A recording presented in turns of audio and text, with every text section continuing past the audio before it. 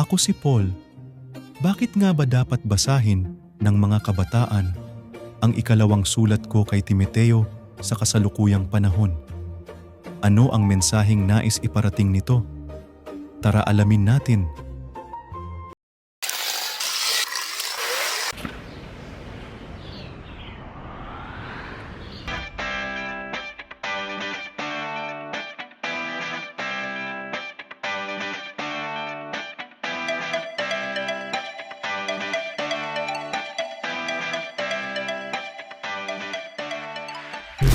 Get eager my faith, like Timothy we stand, bold and unyielding, with a purpose so grand.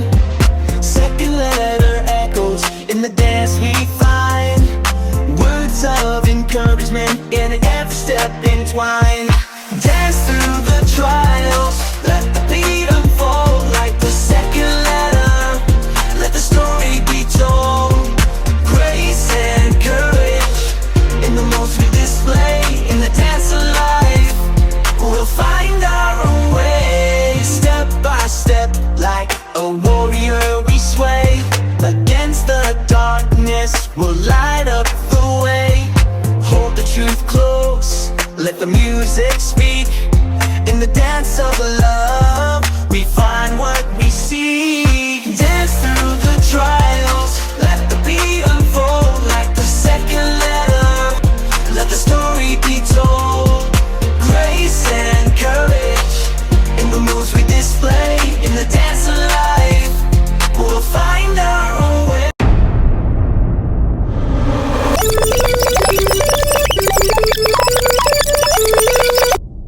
Nakakapagod pala sumayaw kasama ang mga kabataan sa kasalukuyan. Sobrang taas ng energy, grabe, sa mga kabataan ngayon.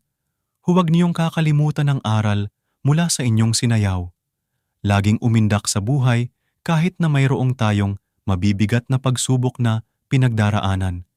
Kapit lang sa pananampalataya at maging tapat kay Jesus. Matutong lumaban mula sa kasamaan at maging gabay at ilaw sa mga may pinagdadaanan. Panghawakan lagi ang katotohanan at ito'y ipagsigawan ng may lakas at pagmamahal. Muli ako si Paul. Hanggang sa muli. Paalam.